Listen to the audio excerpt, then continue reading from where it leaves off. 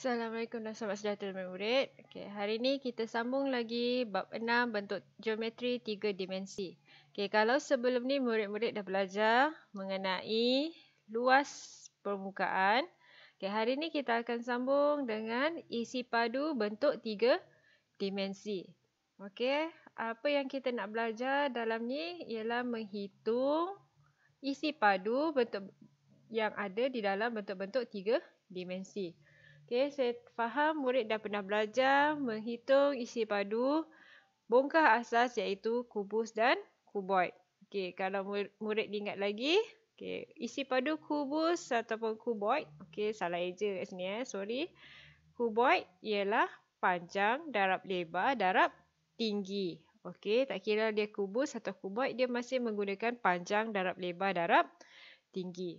Okey, jadi untuk hari ini kita akan belajar menghitung isi padu bentuk-bentuk 3 dimensi yang lain. Okey, kita lihat bentuk yang pertama ialah prisma. Okey, ini ialah bentuk prisma. Jika murid ingin mengira isi padu prisma, okey, murid perlu mengenal pasti yang mana satu luas kerata rentas. Okey, mengenal pasti kerata rentas. Sebelum ni saya dah terangkan apa itu kerata rentas. Okey, kerata rentas ialah dua permukaan yang selari. Okey, yang selari. Okey, kalau murid potong satu bahagian, dia akan membentuk bentuk poligon yang samalah. Okey, membentuk poligon yang sama. Contohnya di sini, prisma ini ialah kerata rentasnya ialah berbentuk segi 3. Jadi tak kira lah apa-apa objek prisma. Okey, kalau murid nampak prisma, cari yang mana satu kerata rentas dia. Okey, kemudian kira luasnya. Okey, kalau dia bentuk segitiga, kira luas segitiga. Kalau dia bentuk trapezium, kira luas trapezium. Jadi untuk mengira isi padu, okey, kamu kena kira luas kerata rentas darabkan dengan dia punya tinggi prisma ini. Okey, katalah ini kerata rentasnya berbentuk segitiga, kira luas kerata rentas. Okey, tak perlu darab 2. Kita bukan nak cari luas permukaan dia. Kita just cari luas satu ni, satu bahagian. Kemudian kita darabkan dengan tinggi dia. Okey, ini tinggi dia lah. Okey, itu ialah untuk prisma. Okey, tak kira apa bentuk pun, kalau dia tapak dia trapezium, kamu kira luas trapezium, darab tinggi. Okey, kemudian piramid.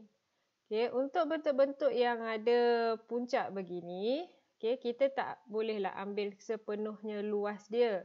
Sebab kerata rentas dia berbeza untuk setiap layer ni, setiap peringkat. Kalau kamu potong, di setiap bahagian ni tak sama bentuk dia. Jadi, kita hanya ambil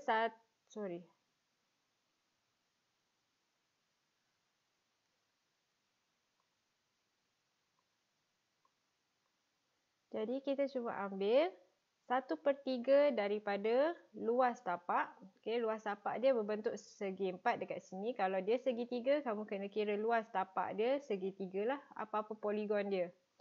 Okey, kemudian darabkan dengan tinggi piramid. Pastikan murid mengambil tinggi piramid. Okey, ambil tinggi piramid. Okey, pastikan tinggi piramid dari puncak tegak hingga ke tapak. Okey, itu ialah tinggi piramid. Okey, kita ambil 1/3 daripada luas tapak darab tinggi dia. Okey, itu ialah untuk mengira isi padu piramid. Okey, begitu juga dengan silinder. Okey, basic dia semua sama. Tapak dia darabkan dengan tinggi dia. Luas tapak darabkan dengan tinggi. Okey. So macam silinder juga, kita ambilkan luas tapak dia. Okey, memandangkan luas tapak dia berbentuk bulatan. So, luas tapak iaitu pi j kuasa 2. Ini ialah untuk luas bulatan. Darabkan dengan dia punya tinggi. Okey. Ingat, isi padu basic dia luas tapak darab dia punya tinggi. Okey. Sama juga dengan kon, tetapi kon dia ialah bukan sepenuhnya bentuk tu. Jadi kita ambil sama juga dengan piramid iaitu 1/3. Kita darabkan dengan luas tapak. Luas tapak dia berbentuk bulatan. Darab pi j kuasa 2. Darabkan dengan dia punya tinggi. Okay, jangan tertukar dengan dia punya tinggi sending. Begitu juga piramid. Perhatikan dia di mana tingginya. Okey. Jadi kita ambil isi padu kon 1/3 daripada luas tapak darab tinggi. Okey. Untuk sfera juga dia ada rumusnya tersendiri. Okey. Jadi kita ambil 4/3 pi j kuasa 3. Okey. Tolong bezakan dengan luas permukaan sfera. Okey, jadi untuk sfera dia punya isi padu ialah 4/3 pi j kuasa 3. Jadi untuk isi padu ni sebenarnya dia lebih mudah kira berbanding dengan luas permukaan. Okey, dia lebih mudah kira. Okey. So kita lihat cara menghitung isi padu. Jadi pertama sekali murid kena kenal pastilah. Kena kenal pasti bentuk itu. So kalau dia prisma, okay, kenal pasti yang mana satu tapak dia. Okay, yang mana satu kerata rentas dia. Okay, dalam kes ni yang inilah kerata rentas dia. So kamu kena cari luas segitiga tu. Okay, untuk kira dia kamu kena cari luas tapak prisma tu lah atau luas keratan rentasnya. Okey, so kita revise balik apakah isi padu prisma. Okey, apakah rumus untuk isi padu prisma? So, isi padu prisma ialah luas kerata rentas darabkan dengan tinggi. So, tinggi ni jangan tertukar dengan tinggi segitiga. Ini ialah tinggi prisma. So, untuk cari luas kerata rentas ni, kamu kena gunakan luas segitiga. So, nak cari luas segitiga, apa rumus dia? Okey. So, 1/2 darab tapak darab tinggi. Okey, betul Ini ialah untuk luas segitiga. Okey, luas segitiga. Kenapa kita guna luas segitiga? Sebab kerata rentas dia berbentuk segitiga. So, ini ialah setengah. Darabkan dengan tapak dia 8. Berapakah tinggi dia? Adakah tinggi dia 5? Okey, ingat. Kalau segitiga tu begini, so, tapak dia 8. Ini ialah tinggi sisi dia. Panjang sisi dia.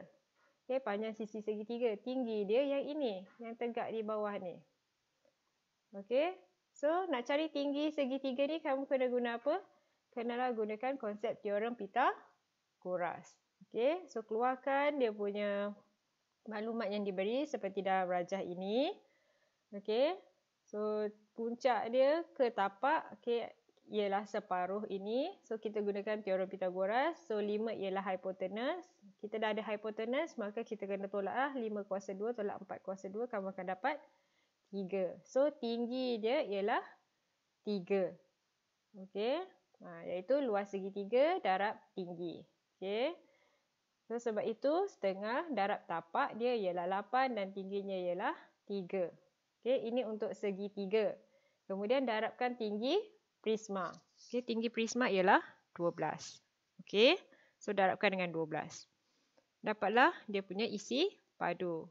Okey, unit untuk isi padu ialah yang ini kalau ni sentimeter padu lah. Padu ialah kuasa 3. Okey, sentimeter kuasa 3 ni kita sebut sebagai sentimeter padu. Okey, kita lihat yang seterusnya. Okey, untuk isi padu ni senang saja. Kamu gunakan rumus saja ataupun kamu boleh tahu luas tapak darab tinggi. Okey.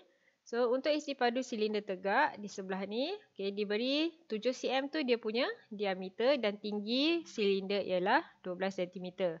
So, isi padu untuk silinder luas kerata rentas darab tinggi. Okey, seperti yang saya kata luas kerata rentas tapak dia darabkan dengan tinggi dia. Okey. Tapak dia berbentuk bulatan, maka bulatan itu ialah pi j kuasa 2. Ini ialah luas bulatan, luas kerata rentas. Okey, luas bulatan.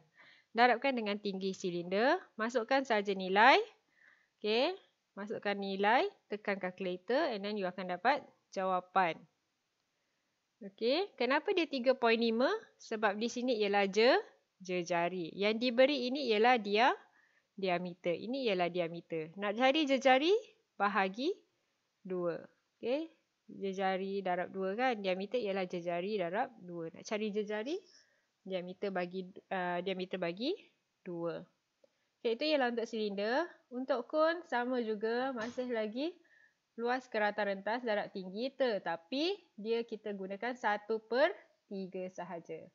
Okay, luas tapak darab tinggi. Okay, 1/3 luas tapak berbentuk bulatan pi j kuasa 2 T. Okay, jangan tertukar dengan tinggi sending. Okay, pastikan tinggi ialah tinggi kon dari puncak ke tapak. Okay, masukkan nilai and then tekan kalkulator, kamu akan dapat jawapan. Okay, pastikan dekat sini kamu gantikan nilai. Okay, tulislah gantikan nilai ni berapa, pi ni berapa, j berapa, t berapa, terus tekan kalkulator. Jangan daripada rumus, kamu terus saja tekan kalkulator. Masukkan nilai dulu. Okay, so seterusnya sama juga dengan isi padu, luas tapak 1/3 darab luas tapak darab tinggi. Sama sahaja. Okey, dia mesti ambil luas tapak darab tinggi. Okey, tetapi piramid dan kon 1/3 lah. Okey. Luas tapak dia ialah 4. Kalau kamu lihat di sini, kenapa dia 4 darab 4? Sebab dia semua adalah sama panjang. Okey, 4 darab 4, 3 cm. Darab 3 cm, dia punya tinggi dia. Okey, kalau dia tunjuk tegak macam ni, maksudnya tinggi lah. Kalau dia tunjuk sini, dekat tepi sini, itu maksudnya itu ialah panjang sisi. So, tolong bezakanlah. Okey, bezakan maklumat yang diberi. Okey, sama juga. Okey, terus masukkan nilai dan dapat isi padunya dengan tekan kalkulator. Okey, begitu juga isi sfera. Sama juga. Isi padu sfera ialah 4/3 pi j kuasa 3. Masukkan nilai pi dan j. Okay, tekan kalkulator and then you akan dapat jawapan. Okay. So, kita lihat dekat sini. Okay, yang tadi saya tunjuk rumus sampai sfera sahaja. Okay, kalau isi padu hemisfera macam mana? Okay, so isi padu hemisfera. Hemisfera ialah separuh daripada sfera. So, 1/2 darabkan dengan isi padu sfera. Okay, 1/2 darabkan dengan 4/3 pi j kuasa 3. Okey, kamu akan dapat iaitu isi padu sfera sebenarnya ialah 2/3 pi j kuasa 3, iaitu separuh daripada isi padu sfera. So, gantikan saja dalam nilai, gantikan nilai dalam rumus. Okey, dan dapat jawapan. Okey, pastikan kalau dia nak 2 tempat perpuluhan, kamu bagi 2 tempat perpuluhan. Okey, so itu ialah isi padu bentuk 3 dimensi. Basically, dia gunakan rumus, gantikan saja nilai dalam rumus. Okay, melainkan dia dah bagi isi padu and then kamu kena cari jari. Itu kamu kena buat macam kita belajar rumus algebra lah. Okay, kita cari perkara rumus dia J tu. Okay, bergantung pada soalan. Okay, so Salim seorang pengusaha aiskrim. Ini ialah soalan penyelesaian masalah. Salim seorang pengusaha aiskrim secara kecil-kecilan. Dia menjual aiskrimnya di dalam bekas seperti dalam rajah di bawah. Okay, ni aiskrim ni dia jual dalam ni. Jika dia menetapkan sasaran untuk menjual 10,000 bekas sebulan, okay, berapa liter aiskrim yang diperlukan dalam tempoh sebulan? Mudahkan jawapan anda kepada liter yang terhampir. Gunakan pi ialah 22/7. Okay, jadi pertama sekali kamu carilah berapa isi padu bekas ni. So, kamu carilah isi padu silinder, masukkan nilai ke dalam rumus. Kamu akan dapat isi padu silinder and then kamu akan dapat kamu kira isi padu kon iaitu 1/3 pi j kuasa 2t. Okey, dapat isi padu kon. Kemudian isi padu kon ditambah dengan isi padu silinder. So, jumlah isi padu ialah 144.05 cm padu. Okay, tetapi dia nak jawapan nak jawapan dalam liter. Berapa liter? So, kalau 144.05 cm padu untuk satu bekas, untuk 10,000 bekas, kamu akan dapat 144.0505 lah. 1 juta. Okay, 1,440,505 cm padu. Okay, ini untuk 10,000 bekas. Jadi tukarkan ini kepada liter. Okey, kalau kamu ingat lagi, kita belajar 1 liter sama dengan 1000 cm padu. So, kita ada 1 juta ni, kita bahagilah dengan 1000 cm padu, darabkan dengan 1 liter. So, kita akan dapat 1440.5 liter. Okey. So, ini jawapan akhir lah. Ini jawapan akhir. Sebab jawapan akhir dia nak kepada liter. So, liter yang terhampir inilah. Liter yang terhampir. Okey. So, ini ialah contoh penyelesaian masalah berkaitan dengan isi padu bentuk 3 dimensi. Okay, jadi diharap murid-murid dapat menjawab soalan-soalan yang ada dalam latihan yang diberi. Jika ada masalah, boleh bertanya kepada cikgu. Itu sahaja untuk hari ini. Sekian, terima kasih.